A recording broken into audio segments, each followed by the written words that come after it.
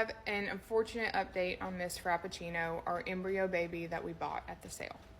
So for reference, Miss Frappuccino is one of the cows that we bought at the seed stock sale a few weeks ago. It was the cow in the video that Katie and I were both bidding on that's carrying the embryo baby. Yesterday morning, I noticed she had lost her mucus plug. She was kind of grazing around. Everything looked good.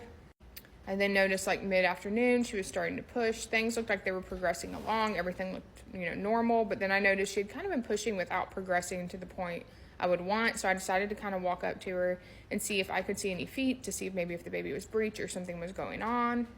It was at that point that I felt like something didn't look right. Sent pictures to my husband who was at work. He showed, some coworkers also have cattle, and they all agreed like something didn't look right, but we weren't 100% sure what it was, but we weren't seeing feet. So that's a guaranteed issue. For reference, when baby cows come out, they're like on their bellies, like face down, almost like they're diving out. So feet, head, face down. I wasn't seeing feet like I would expect to see. I didn't see them upside down either. So I knew the baby probably wasn't breech, but something didn't look right. So I did, at that point, my husband was like, yes, let's get her up. She needs assistance. I called Katie. She came over and helped me push her into the catch pen. Kyle came over, and then we got her into the chute. So my husband was still at work at that point and unable to get away like immediately. Even if he could, he was like too far away to be of assistance. And Matt, Katie's dad, came over and checked her once we were in the chute and confirmed that something was not right. So the bag had not broken, which is what we usually look for. So once the bag breaks, which is around the baby, you have less than an hour to get the baby out. With the bag, I thought we were still okay. Like I thought, okay, the baby's not positioned well, but the bag's not broke. Like we're in the safe zone, like everything's okay. When Matt got to feeling, he noticed that the baby was not only upside down, so laying upside down in the canal, but it had one foot like up and the other was tucked back. The baby was also large, like very large, and like probably accounted for some of the poor positioning. And so he broke the bag to be able to get the leg forward so we could pull the baby out. And once the bag was broken and we were able to like actually access the baby, it was determined the baby was not alive.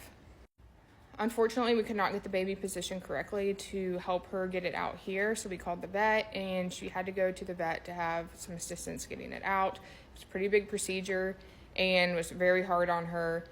So she is back here at Katie's barn, or Matt's barn, the Van Sykes barn. We got in late last night, and it wasn't worth trying to move her again to take her back to our farm. We're just letting her rest here. We're not sure, like, why do these things happen? Like, why?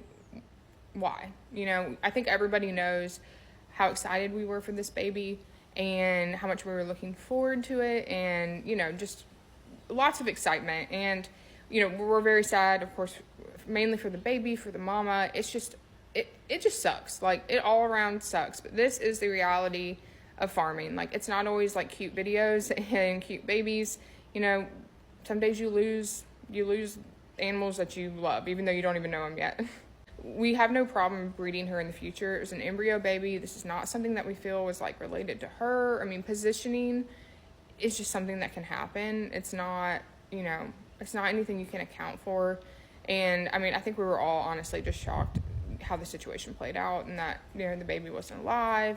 It was a lot yesterday, just a lot. But I think we did the best thing by taking her to the vet. Honestly, there was question there for a minute if she would even live. The vet wouldn't even give me an answer when I was, saying, hey, do you think she'll live? He's like, well, I mean, I think so. But he wasn't giving me a hard yes or no. I think he was, unsure as well. And, we just had to do what we felt was best for her, and that was getting, some additional help. I will say that I think the biggest thing that saved Miss Frappuccino and the fact that she's still here today is her temperament. If this had been a cow that was hard to handle or had, was wild in any way, or, in a painful stress situation, she was so composed. Like, I give her so many props. She is such a good cow. We weren't even at the vet, able to put her in the chute to pull the baby out. He was like, can we just leave her right here? Like, was she fine? And we were able to tie her up with a halter. So I'm so thankful for her being here today.